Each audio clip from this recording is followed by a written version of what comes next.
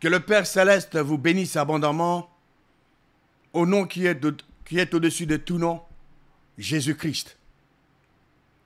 C'est moi votre serviteur, le révérend Bem Titungbanda. Aujourd'hui, nous allons répondre à la question suivante.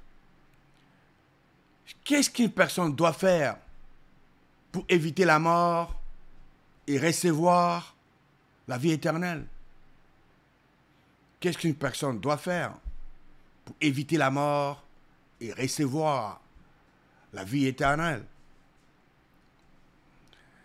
C'est une très bonne question. Et nous allons dans la parole de Dieu pour trouver la réponse à cette question. Jésus-Christ, dans l'évangile de Jean, chapitre 5, verset 24, a dit ce qui suit. En vérité, je vous l'ai dit, c'est lui, n'importe qui écoute ma parole et qui croit à celui qui m'a envoyé, à la vie éternelle. Et ne vient point en jugement, mais il est passé de la mort à la vie. Jésus-Christ dit que celui qui écoute la parole, sa parole, c'est lui, fait référence à n'importe qui, n'est-ce pas? N'importe qui écoute la parole de Jésus-Christ. Cette parole de Dieu que Jésus-Christ avait prononcée. Et qui croit à Dieu le Créateur qui a envoyé Jésus-Christ.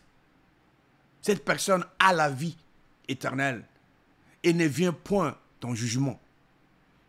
Mais cette personne est passée de la mort à la vie. C'est merveilleux, n'est-ce pas? Dieu est simple. Dieu est précis. Tu écoutes la parole de Dieu que prononce Jésus-Christ. Tu crois. Donc, après avoir écouté, tu crois à Dieu le Créateur qui a envoyé Jésus-Christ. Tu as la vie éternelle. Tu passes. Donc, tu ne viens pas en jugement, pardon, mais tu passes de la mort à la vie. Alors, la grande question que nous devons nous poser maintenant est celle de savoir qu'est-ce qu'il faut faire pour être sauvé et recevoir la vie éternelle? Qu'est-ce qu'il faut faire pour être sauvé et recevoir la vie éternelle? Rappelez-vous, après la résurrection, dans l'évangile de Marc, chapitre 16, Jésus-Christ était apparu à ses disciples dans son corps ressuscité.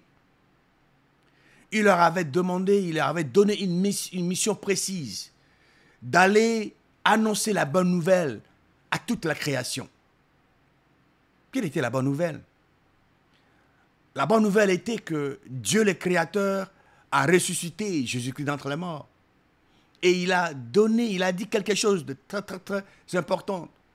Celui qui croira que Dieu a ressuscité Jésus-Christ d'entre les morts, cette personne sera sauvée.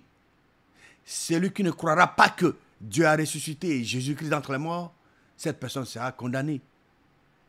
Alors, si tu veux être sauvé, tu dois croire que Dieu, le Créateur, a ressuscité Jésus-Christ d'entre les morts.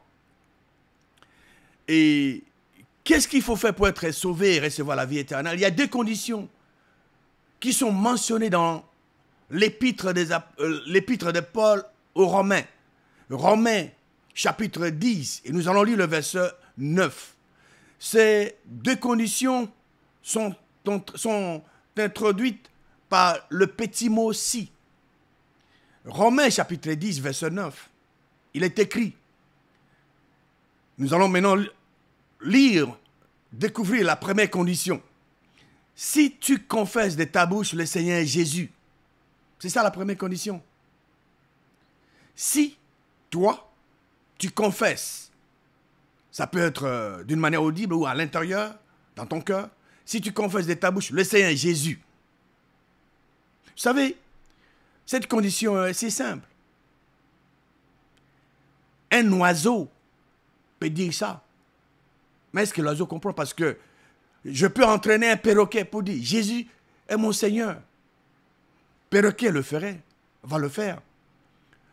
Je peux entraîner mon perroquet de dire, Jésus est mon Seigneur, Jésus est mon Seigneur. Il va le dire. Est-ce que le perroquet comprend? Non. Je peux entraîner un enfant de 3 ans, 4 ans qui commence à parler, de dire, Jésus est mon Seigneur, Jésus est mon Seigneur. Est-ce que l'enfant comprend? Non. Il ne comprend pas, mais il est dit. Mais Dieu, c'est l'une des conditions. La première, c'est de confesser de votre bouche.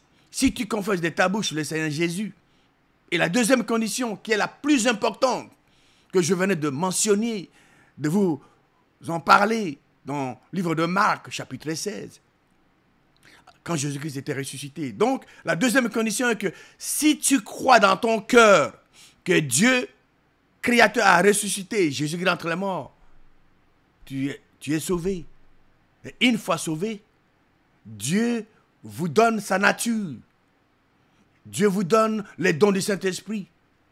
Tu deviens fils et fille de Dieu à jamais. Car, au verset 10, car c'est en croyant du cœur qu'on parvient à la justice. Et c'est en confessant de la bouche qu'on parvient au salut, selon ce que dit l'Écriture.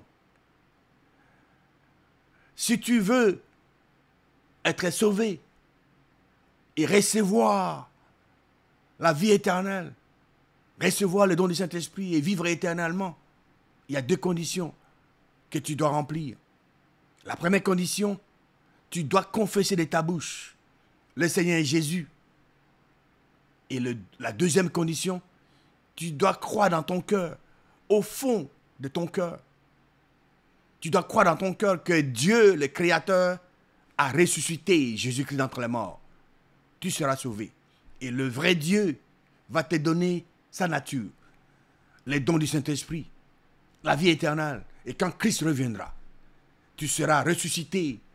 Dieu va te donner un corps incorruptible et tu vivras à jamais avec le Seigneur. Que Dieu, le Créateur, vous bénisse abondamment au nom de Jésus-Christ.